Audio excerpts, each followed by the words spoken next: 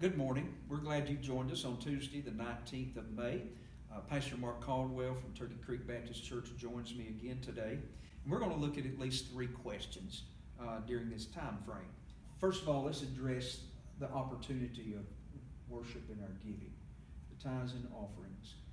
We know in Baptist life, most traditionally, we have passed the plate. We know that some will be very cautious about touching that plate after 49 hands have touched it, and it's got to them. So tell us how you perceive that act of worship changing at Turkey Creek. Well, traditionally we have passed the plate, but even since we went to the parking lot service, we have at the end of the parking lot where everybody exits, we just have a bucket for people to drop their tithes and offerings in. When we go back into the services, we have talked about that. There will not be any passing of plates, any hymnals or pew Bibles, any contact there, passing anything. So what we've done, we've got online giving set up. Our e-gifts have been tremendous. I've been amazed at how many seniors are using that and have already set them up to give through December. Was that online giving something new that the pandemic has brought about? It was, wonderful. Yeah. We've had it there at the church, but it wasn't utilized very much. Yeah. Okay. And so we've done that. And then what we talked about is as people exited the building on their giving, we'll have probably two of our security guys standing there with buckets. People can just drop their tithes and offerings in as they go out. Okay. All right. So that was certainly brought about a greater utilization of that online giving. So that's great. It has. We saw a really good giving through Annie Armstrong, which has been amazing during this time. Wonderful. So it's not maybe just a little less than what we've been doing in the past, but it's been great. And and I just want to follow up on that statement because it's I'm hearing from a lot of places in Buncombe County, a lot of our partner churches, of how God has just really poured himself out upon their church family during this time with spiritual blessings as well as blessings of giving. And so what could have been the most distressing time during the pandemic, God's people have stepped up. And they've stepped up with great intensity because they love the Lord, they love to see what God is doing, and they love his local church and their community. So, Mark, still a meet and greet time is still taking place in some churches. Some churches have moved away from that prior to this. Coffee stations, some churches have had a coffee station. And so when you talk about how that's going to have to look differently. And you and I were talking prior to this video about your greeters, those who would greet people as they enter the building, how that might change for Turkey Creek. Well, our security guys will open the building. All the doors will be propped open, so nobody don't have to touch the doors. Before this, greeters would hand out bulletins and visitors information, but we won't have any bulletins or information to be handed out because we won't be passing anything. Hopefully the greeters will still be there to smile and let people know they care for them and love them through a smile, and social distance as well. Okay. You said something a moment ago that caught my attention, and I want to follow up on that. The hymn books and the pew Bibles are going to be removed from the rack in the back of each pew. And I know that many pastors have given thought of not using the hymnals because of the touching of it and and having to disinfect those hymnals after each time of corporate worship. But actually you can't monitor that or control it unless you do remove them from the back of pews. And so I appreciate you sharing there.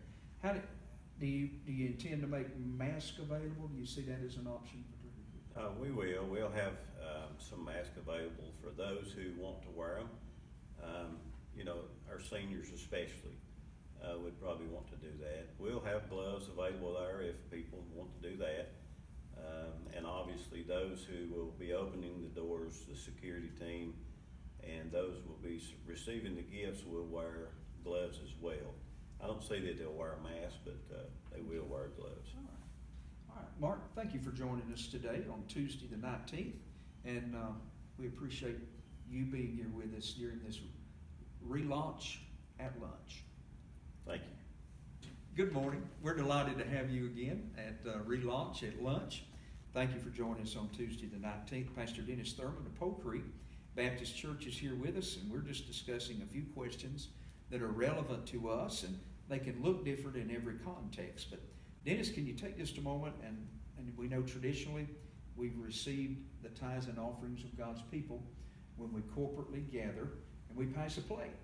But now we're understanding that some people will be very hesitant, and I understand that, about touching that plate after other hands have handling it. So talk to us about what you've been doing at Poe Creek prior to this and how that might change now when we get to relaunch or reopen. Well, Perry, before the pandemic took place, we had online giving as a possibility.